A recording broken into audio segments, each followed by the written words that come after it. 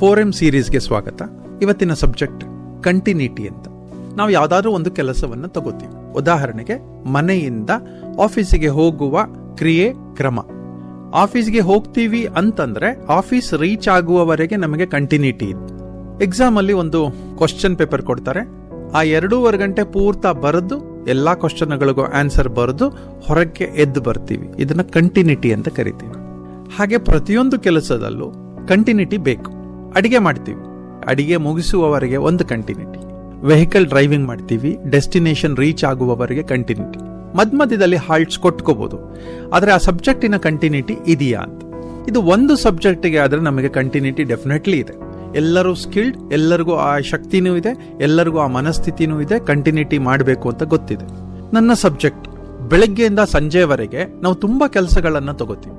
Personal ಕೆಲಸಗಳಿರುತ್ತೆ, ಆರೋಗ್ಯದ ಕೆಲಸ ಇರುತ್ತೆ, ಫಿಟ್ನೆಸ್ ಕೆಲಸ ಇರುತ್ತೆ, ಎಕ್ಸಾಮ್ ಇರ್ಬೋದು, ಅದರ ಜೊತೆಗೆ ಬೇರೆ ಬೇರೆ ಕೆಲಸಗಳು ಇರುತ್ತೆ.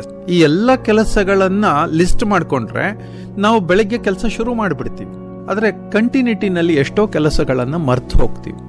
ಇಲ್ಲಿ ಮನಸ್ಸು ಶಕ್ತಿಯುತವಾಗಿದ್ರೆ ನಾವು ಅದನ್ನ ಒಂದು ಡೈರಿನಲ್ಲಿ ನೋಟ್ ಮಾಡ್ಕೋತೀವಿ, ಅಥವಾ ಮೆದುಳಿನಲ್ಲಿ ರಿಜಿಸ್ಟರ್ ಮಾಡ್ಕೋತೀವಿ, ಪ್ರಯಾರಿಟೈಸ್ ಮಾಡ್ಕೋತೀವಿ, serial order ಕೊಟ್ಕೋತೀವಿ.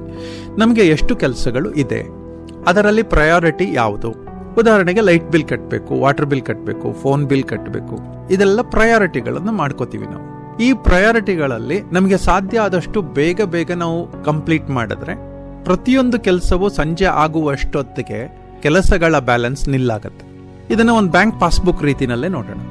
Opening balance of works received during the day, ಮತ್ತೆ ವರ್ಕ್ಸ್ ಎಕ್ಸಿಕ್ಯೂಟೆಡ್ ಅಂದ್ರೆ ಕೆಲಸಗಳನ್ನ ಕಂಪ್ಲೀಟ್ ಮಾಡಿದ್ವಿ, ಕಡೆಗೆ ಸಂಜೆ ಅಷ್ಟು ಹೊತ್ತಿಗೆ ಎಷ್ಟು ಕೆಲಸಗಳು ಉಳ್ಕೊಂಡಿದೆ.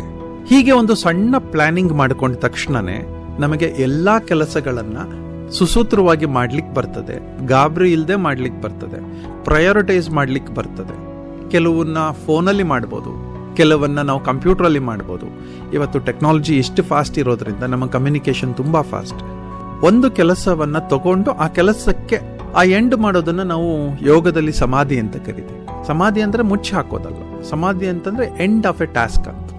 ಅದನ್ನೇ ನಾವು ಬ್ರಹ್ಮ, ವಿಷ್ಣು, ಮಹೇಶ್ವರ ಅಂತಾನೂ ಕರೆದಿದ್ದೀವಿ. ಬ್ರಹ್ಮ ಅಂದ್ರೆ starting point of an idea or a work.